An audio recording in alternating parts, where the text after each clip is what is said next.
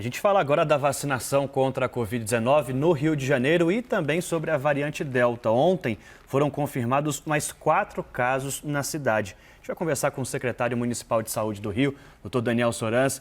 Daniel, obrigado pela entrevista, bem-vindo ao live. Ao live, ó.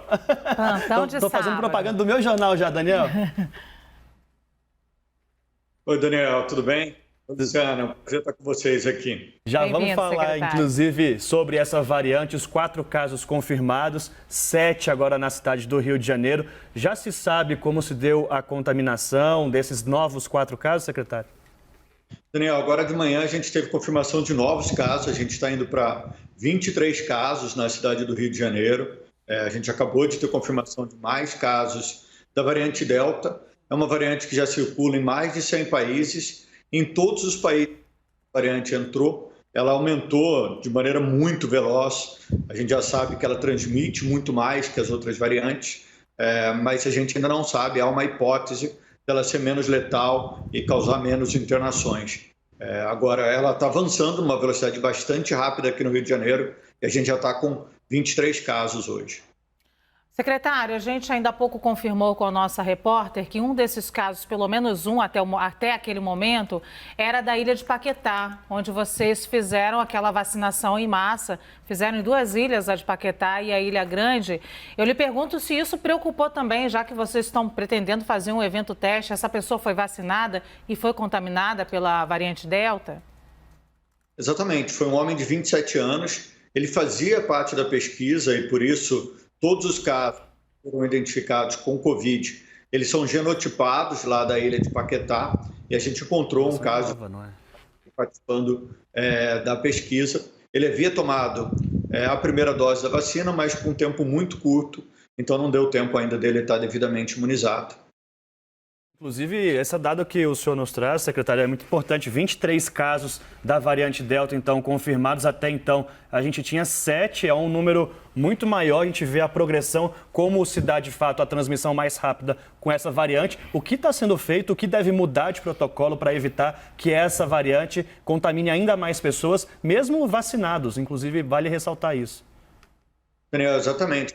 Uma cidade muito grande aí de domínio da variante Delta. A gente tinha uma hipótese para pesquisadores de que a variante P1, a variante Gama de Manaus, ela ia ser mais forte do que a variante Delta. A gente está vendo que isso não está acontecendo. A variante Delta progride aqui no Rio de Janeiro numa velocidade bastante impressionante. E o que está sendo feito é as mesmas para as demais variantes. É utilizar máscara, evitar se aglomerar, manter o distanciamento social.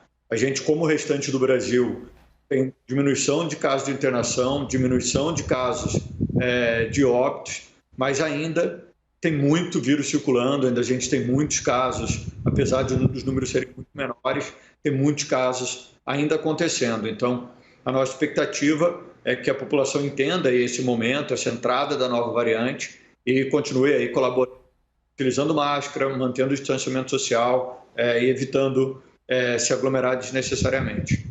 Secretário, a gente estava falando sobre esse momento que o senhor nos traz aqui ao vivo, inclusive, de um aumento importante, significativo dos casos da variante Delta, de 7 agora pela manhã para 23, o senhor nos traz agora. E eu estava falando sobre a onda de otimismo que o Rio de Janeiro vinha enfrentando, né, a cidade do Rio de Janeiro, vivendo com o anúncio de vacinação. E agora, esse momento que pede cautela, no mínimo, secretário, é o que eu lhe pergunto. A cidade do Rio de Janeiro tem uma configuração diferente de muitas outras cidades. É uma cidade cercada de comunidades, por exemplo. A gente tem aí o anúncio da vacinação na comunidade da Maré, no Complexo da Maré, que, aliás, ainda não foi confirmado pela Fiocruz. Eu queria que o senhor me dissesse se está mantido ou não. E qual é a preocupação de vocês para uma variante dessa tão transmissível chegando em comunidades onde as pessoas estão absolutamente grudadas umas nas outras? Luciana, a gente aqui no Rio, a vacinação ocorre de maneira bem veloz, é uma das capitais que mais vacinou. A gente tem tentado manter o ritmo de vacinação constante. Claro que a gente sempre depende de vacina chegando, então a gente finaliza a próxima semana com 35 anos ou mais vacinados, 70% da população.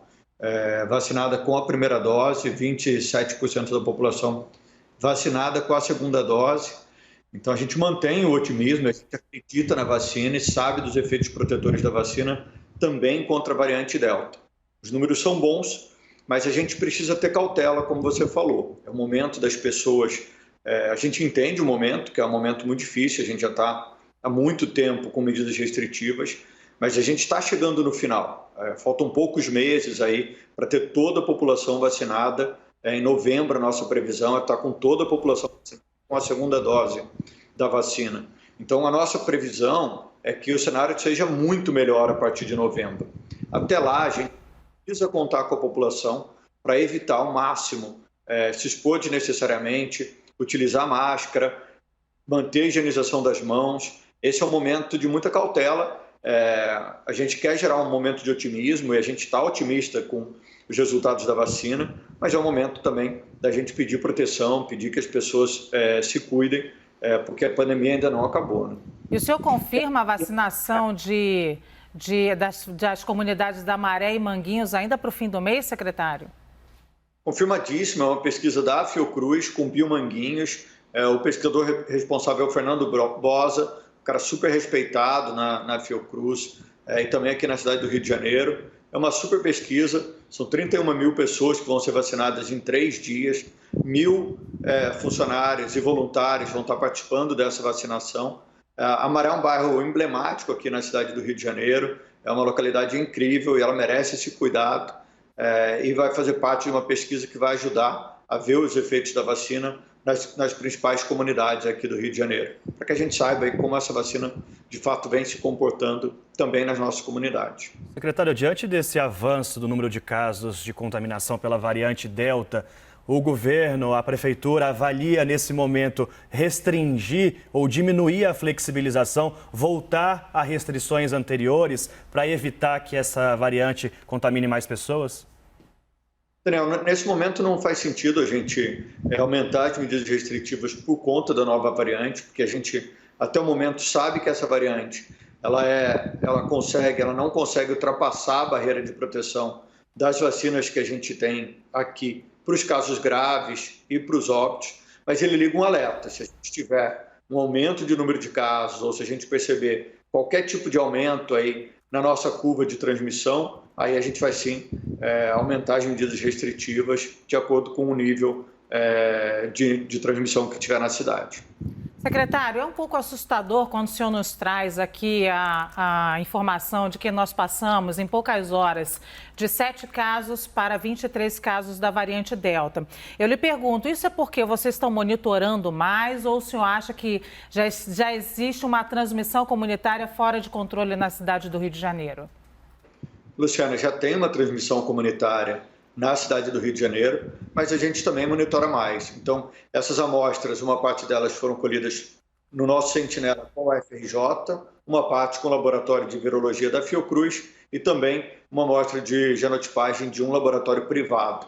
A gente já mostra que na cidade do Rio de Janeiro, a variante Delta já está circulando, como a gente já esperava, com transmissão local. O que a gente ainda não sabe é se de fato essa variante ela tem algum potencial menos agressivo do que as demais, como é a hipótese da maioria dos países, e por isso a gente liga o alerta epidemiológico, aumenta o número de testes, aumenta o número de pessoas que a gente vai fazer genotipagem para saber se essa variante vai ser predominante aqui ou não, como é que ela se comporta aí na nossa sociedade.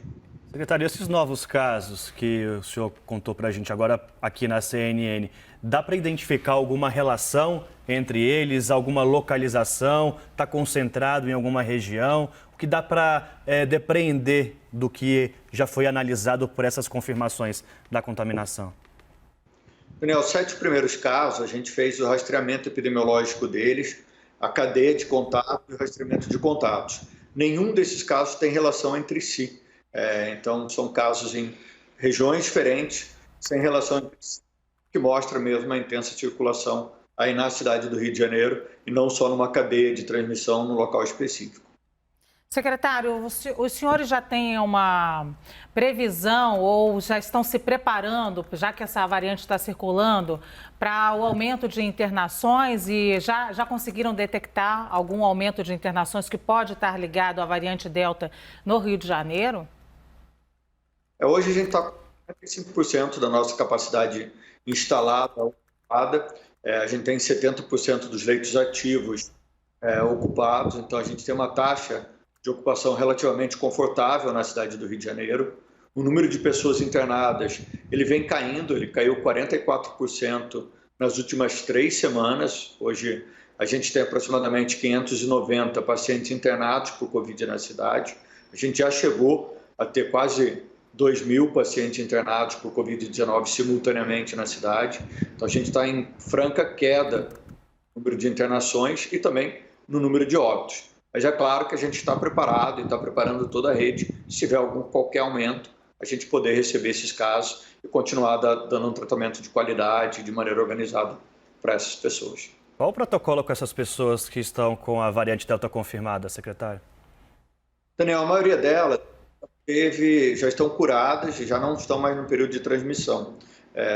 A gente tinha, até o início dessa manhã, 8 pessoas sendo monitoradas, porque ainda havia a possibilidade delas desenvolverem a doença, mas todas elas com testes negativos.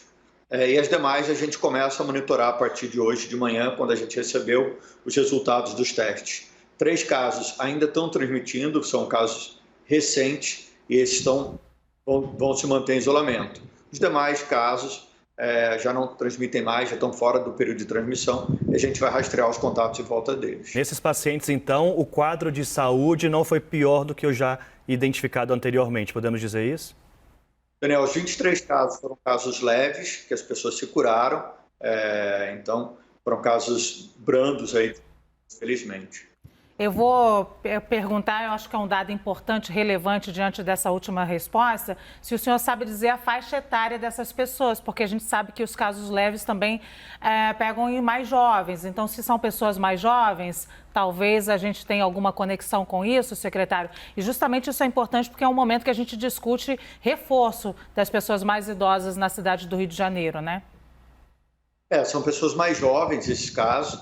Tem um caso de 57 anos, que é um caso de uma pessoa um pouco mais velha, mas ainda não é uma pessoa idosa.